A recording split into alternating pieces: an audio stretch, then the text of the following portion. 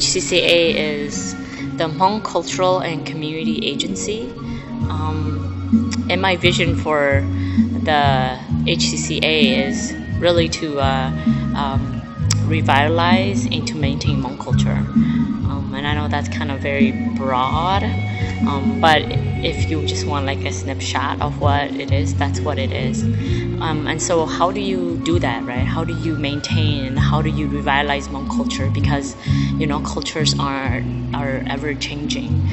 The different people that live in those communities kind of get to decide what that is and what it looks like. Just really blessed to kind of travel kind of around the world and look at different Hmong communities from China, Laos, Vietnam, to Australia, France, you know, the US, and really look at these Hmong communities and really have that, and like just talking to elders and asking them questions like, what does it mean to be a Hmong person? Like, why are we different than other ethnic and racial groups? You know, what makes a Hmong person and not necessarily just an Asian American, or I don't know, Hmong Australian or Hmong Paki, or you know, vice versa. And I think all of them are like, you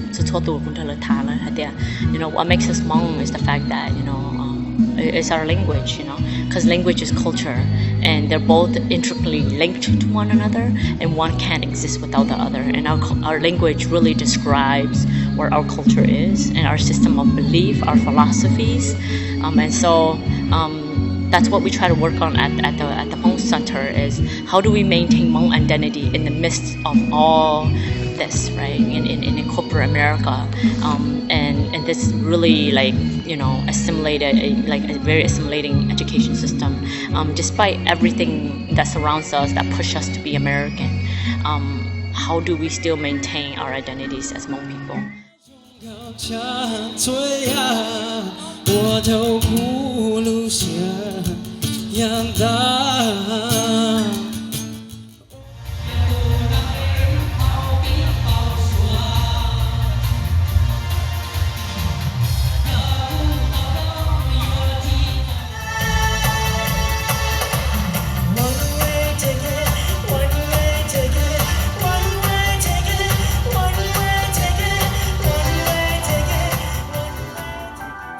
And our base for these programs is that we teach Hmong youth, and we give them an understanding of, because we know that, you know, domestic violence happens a lot more in the Hmong community than the non-Hmong community, and it's because, you know, of warfare, and it's because of, you know, being displaced, you know, all those things, you know, living in the midst with dominant cultures that are heavily pushing you to become like them, right? All these things lead to, you know, people being really angry with themselves and not liking not liking them. So what are the ways in which they let go of that anger, or let go of that those negative feelings, right? Often, you know, comes in the forms of violence. And so, you know, what we do at the center and how we kind of bridge culture and that together is that we use Hmong language and Hmong culture as a grounding base to teach about, you know, the root cause of violence in our community and what is it that we can do. Because if you understand the root cause of an issue, then you can really directly work to kind of prevent it from happening. Our focus is around youth, and we know, because we feel that, like, they are the future of the Hmong community, and if they don't have a good grounding of who they are and their identity, then, like, that's how you lose who you are as a people. And so we focus a lot of our work around youth and teaching them, you know, and we let them decide, like, what makes you Hmong, you know, why are you different than other people, and